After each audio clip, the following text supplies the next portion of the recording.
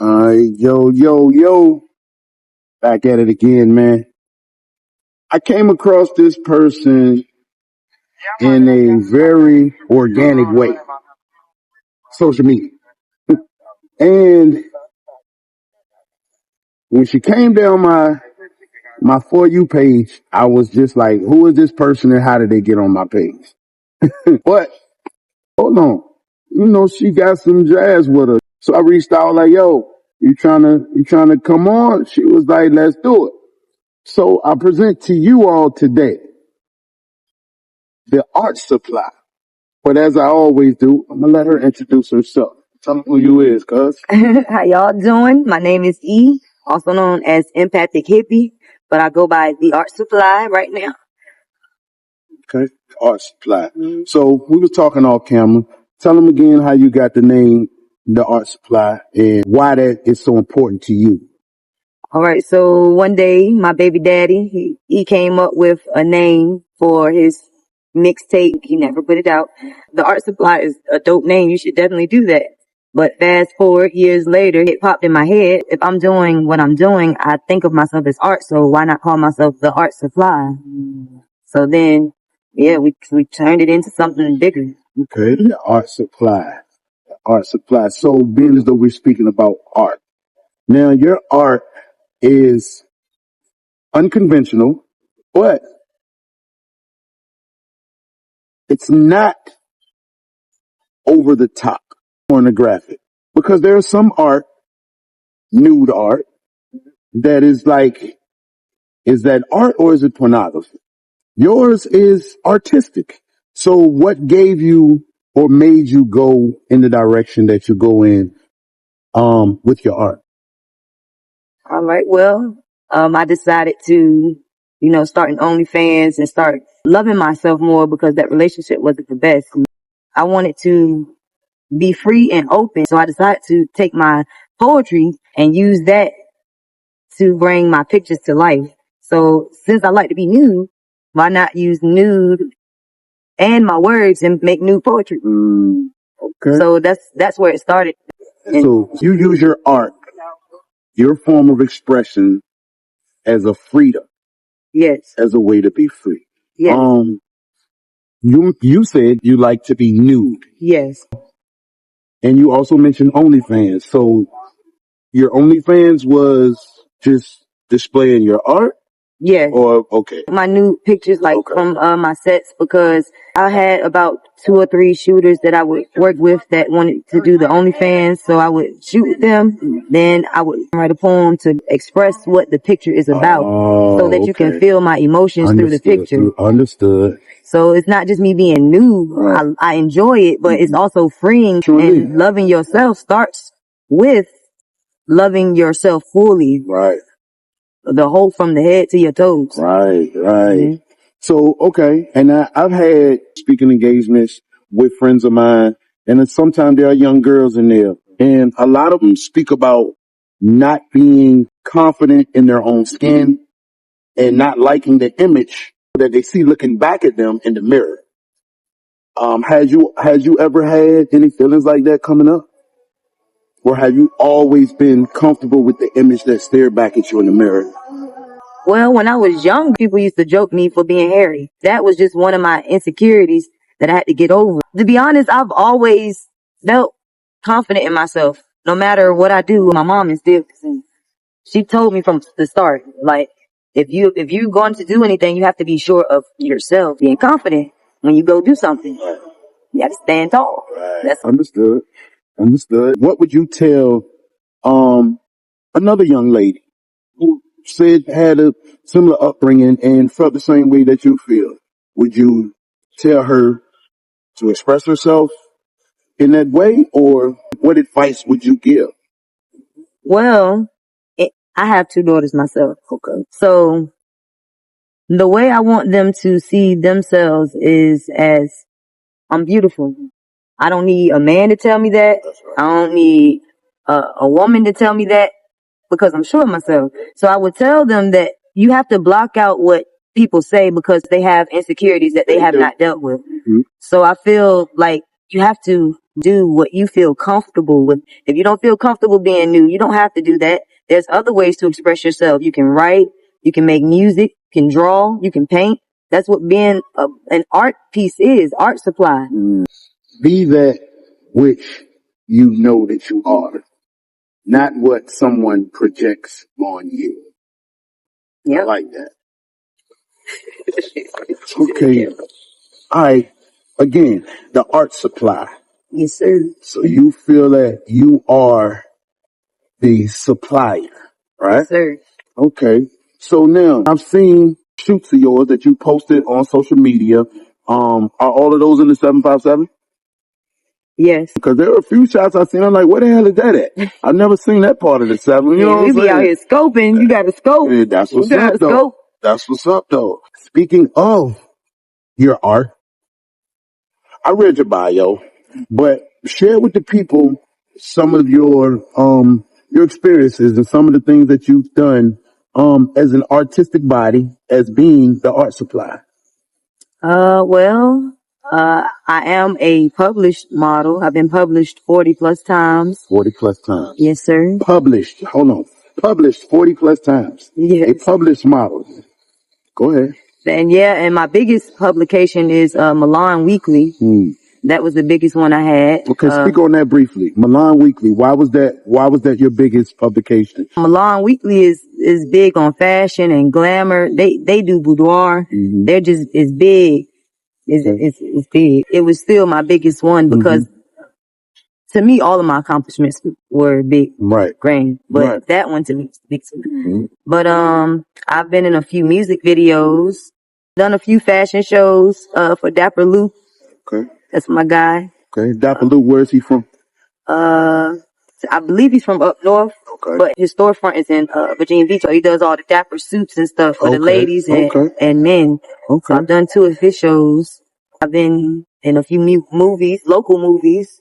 So I'm getting in my acting bag. That's right. And then my R&B bag. Now my artist name is Empathic Hippy. I have a song out, No Feelings. You can find it on all platforms. All platforms. Empathic Hippy. Yes, sir. Empathic Hippy. Okay. Yes. Explain that name.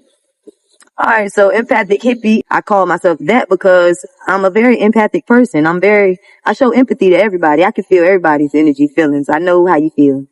So the hippie part, of course, y'all know what a hippie is. I smoke, I indulge, I indulge in the greenery, you know? So I put the 2 together and I was like, that's kind of a fire name. Okay. With that name, when I hear that name, Empathic Hippy, I think futuristic sound. I think EDM. I think techno.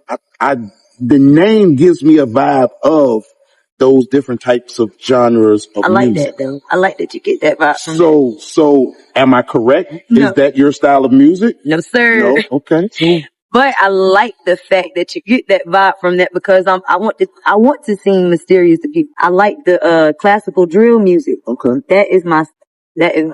I love classical drill music. I like jazz music.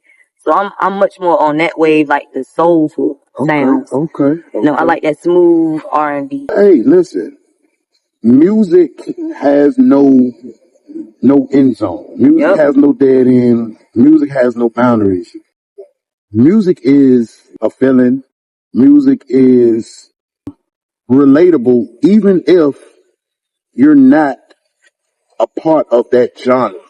Meaning, I've heard some country songs, though I don't listen to country music, just cutting on the radio or flicking through social media and come across a country song. I'm like, yo, that shit is dope. Me too. You understand what I'm saying? You're not the only one. I be like, damn, I like this. At times, it's like, you ask yourself, should I like this? Yeah.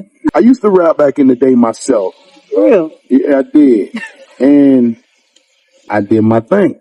And I feel as though my music sparked some things in people whom I know throughout the 757 who still actively pursuing their music and I'm making waves with it. I like that. Though I went away, my music had an impact. Even if it only impacted 2 people, 4 people, it had an impact. So that's why I say music is relatable, even if you're not a part of that genre or that culture. But we were talking about the music how you starting to get into that even a little harder. But let's backtrack a little bit and get back to the fashion aspect. And you spoke about Milan magazine, you spoke about shows. What else have you done fashion wise? And with these people who you work with, have they found you through the nude art, or have you, went and auditioned, or how did that work? Okay, so when it comes to fashion, really the only fashion I've really been doing is just styling myself for my shoots, really. Because the fashion shows, it's kind of hard for shorter women to get into the fashion shows. Like some of us want to be like a Victoria's Secret angel, but you gotta be like 6 feet, 5'9" to walk for them. That's why I appreciate the ones here that let the short women walk in the shows here. I met a lot of the people through model meetups. I met a lot of people going to mixers and stuff. I even following people on Instagram, and they come and say, I like your work and if I would like to collaborate or want to work together. Okay, let's work. Right. So they found me. I don't be trying to be pushy. Understood. Yeah. I personally feel like if you feel as though you have something to offer and that's a fraction of your career, I personally don't feel like it's thirsty to inbox. Take for instance with yourself, and you see certain photographers. I know you see some photographers like, oh, his work or her work is dope. Yeah. I'd like to work with them. Yeah. And right, you see what I'm saying? So I think that's just a part of everyone's active career path. Is just knocking on the door. Hey, you trying to work? You know what I'm saying? And that's right. You never know until you ask. I mean, I don't mind asking, but sometimes there's a lot of competition. So usually when I go inboxing them, some people be like, oh, well, I don't do TFP or collaborations. And a lot of the photographers, to be honest, their energy isn't very warming or receiving. A few photographers, the way they come at you is a little aggressive. Like aggressive meaning what? It's almost as if the energy that they give back in return doesn't seem so nice. So TFP, explain what TFP is. That's time for print. Okay. I had a big debate about time for print and collaborations. They say is the difference, but to me, TFP collaborating is all in the same general area. Now help me understand, and for those out there who don't know exactly what TFP means, what does TFP mean? Time for print. So means basically, what exactly? You're giving your time and they're giving their time for them to print, use pictures and edit them. And so what TFP means, like a specific time when it all should be done? No, we just call it that. That's just what they call it in the photography world. It's just something we pick up to shorten it, basically. There's a lot of good photographers in Virginia that do TFP, and I really appreciate them. There's a difference between the ones who want to charge you, and there's a certain level of respect that we all have to offer to each other. So this model and photographer world is chaotic to me. So I stay right in my little shell, and I go to my shoots and I go home. There's a lot that comes with it. So with what comes with modeling, is it violent? Can you dive a little deeper into that? So it's not violent.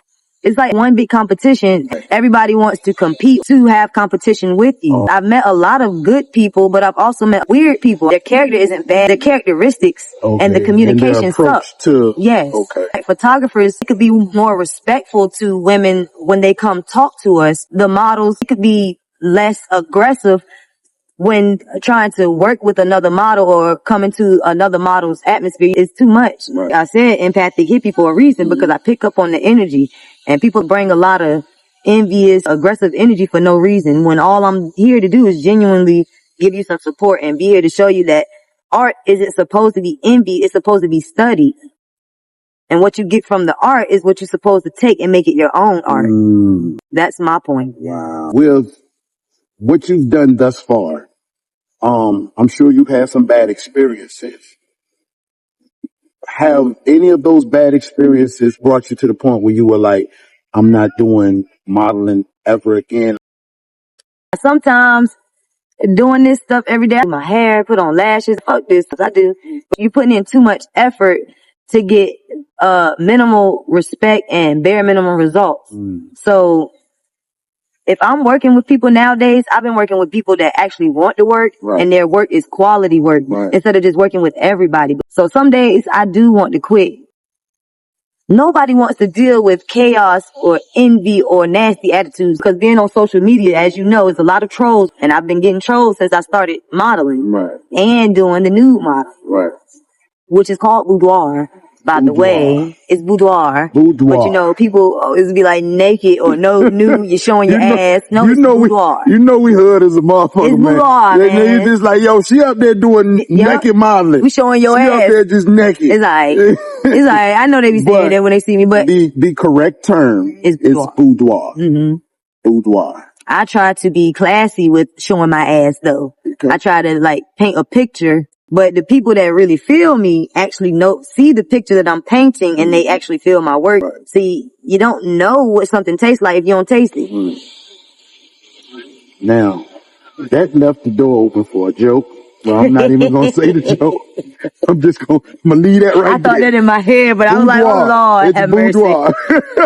I didn't ask where you were from. Where are you from? I'm from Virginia Beach. Virginia Beach. What part of the beach?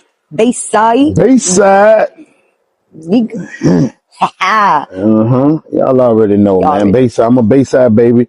Bayside, another Bayside baby right here with me. Y'all know what it is. So what was your upbringing like in Bayside? I was chill. My upbringing was cool. I just remember it being me, my brother, and my sister. My mama held the shit down, but she did her thing. She made sure we ain't want for nothing. I can say that. That's right. So we stayed out Campus East. Okay. And then we moved from out Campus East, and my mom still had me going to school out the beach at Bayside. We was staying out Northview, and she was taking me to school every day. Wow. Yep. That's a mother for you. Yep. And she made that shit happen. She didn't want to take me out of Virginia Beach school. She was like, nah. So she made it happen. My upbringing was cool, though. Other than that, I really didn't have too many problems with people growing up, because I just always been feisty. I might be small, but I'm just feisty. That's firecracker. That's what's up. Did you always have, as a young girl, like a sense of fashion, being cute? Did you always have that as a young girl? I did. I played with Barbies till I was like 12. Okay. I used to like make clothes out of socks. I used to decorate my own clothes, play in lipstick, dress myself up, do photo shoots. I always been girl. Yeah, I always been photogenic. Yeah. But then the little Tom girl got at me, and I started being a little niggerish. You was a little butch. Yeah, a little butch. Yeah, a little bit. And how long did that stage last? Not long. Not long. No. Because you realized that I like the feminine side. Yeah, I like the feminine side. But then I realized when I got to college that. And what college did you go to? Norfolk State. Norfolk State, NSU. The green and gold, baby. Okay. But yeah, I realized when I got there that I can mix both fashions and still be girly. So that's what I do. That's my style. It's like the Tom girl style. Like I mix like sneakers and dresses, or like sneakers and skirts is my thing. I love a sneaker and dress with some high socks. Okay. Or some sandals and socks. I like those. So what about, and I'm just throwing this out there because I don't know, but okay, now, would you ever do like a Hillary Clinton look with a blazer, a pantsuit blazer, and sneakers? No, I can't do that. Okay, I'm just asking. No, yeah, I feel that. But see, with the pantsuit, I would probably do something more like some platforms or something. Okay, with a pantsuit? Like some platforms. I like platforms. Okay. Like some short. But like a platform shoe, or like a little space looking shoe, that should be fine. Okay. All right. So during this time where you was going through this transition of, I don't know if I want to be a girly girl or if I got a little tomboy in me, what really clicked that made you say, I'm that bitch? Yeah, I feel you. You understand? I know. Yeah. I'm good.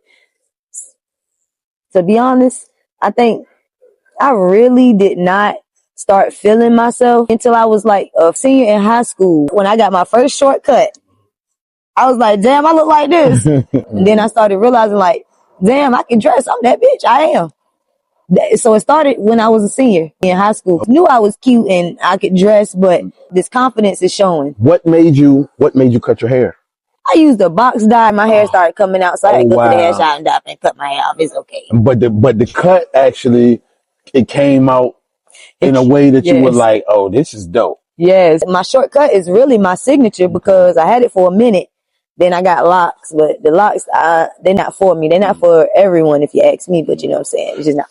I had dreadlocks from, believe it or not, I know I'm bald right now because I see you looking up at me like, oh, are you looking at me like I'm joking and shit? But no, I actually had dreadlocks from like, I don't know, from like 89 to maybe 94, 95.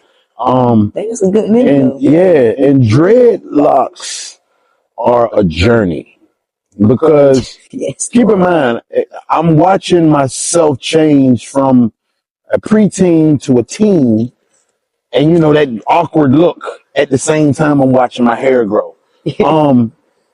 Do women, because I know most young guys at that age, we're squeaky, our voices change, we start to get a little hair on our face. Do women go through those same type journeys with their hair? Because I've always felt that for a woman to cut all of her hair off and still step like I'm her, that to me requires a lot of strength. I was like, fuck it, just cut it off, and that's what I did. I'm one of them. I like my hair short. It's a little less maintenance. So we've talked about the fashion.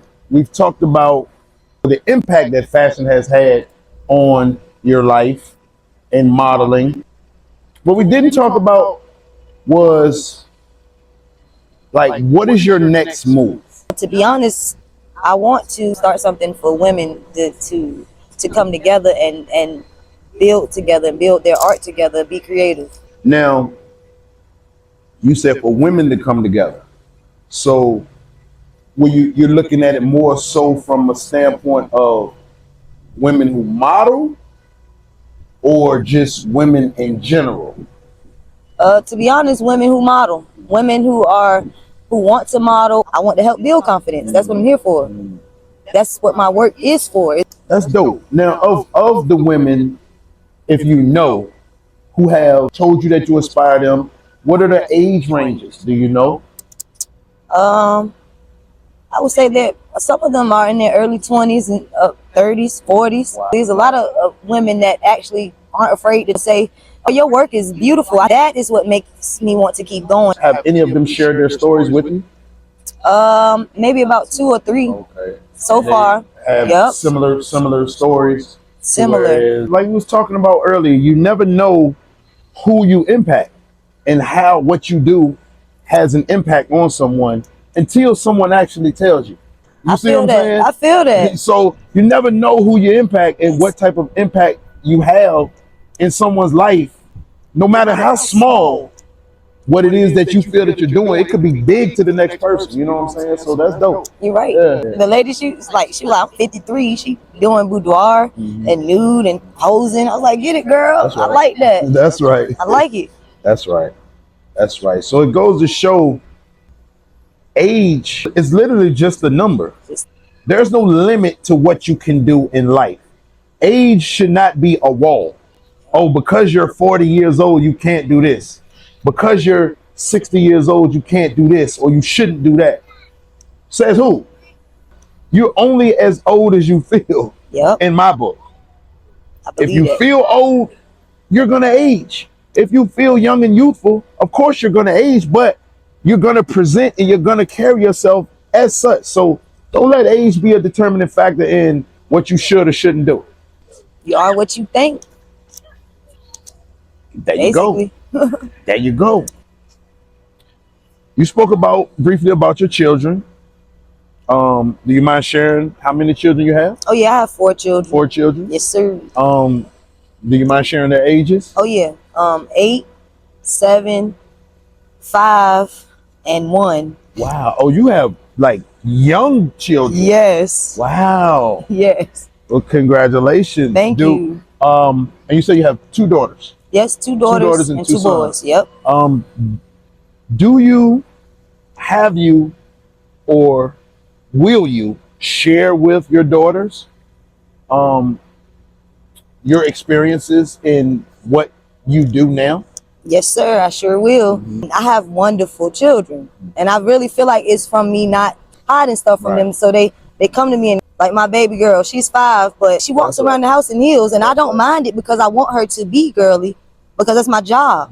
I need to train her to be a woman. That's right. So do you see in her at the age that she is now what you were at that age? It's crazy because I don't show her my pictures from certain shoots, but some of my pictures, like with the clothes on, I show her. That's dope. I don't mind. She knows what's right and what's wrong. Right. That's cool, man. I'm sure you have much more things in store, a lot more to offer, which we both do. But that's just a part of growth. That's just a part of getting in your zone and sticking to the script that you are writing for yourself. So I really enjoyed this sit down, this interview. Anything else you want to share with the people? Share your all your socials, where they can find you at, what you got going on, all of that. Let them know. All right, well, y'all, my name is E, also known as Empathic Hippy. You can find me on X, TikTok at Empathic Hippy. You can find me on Instagram at the Art Supply _. Right now, I'm working on my music. That's what I've been doing lately, trying to get some music produced and get some music out there so y'all can hear my words and not just see them. Other than that, I want everybody to stay confident, stay safe, stay blessed, and stay beautiful.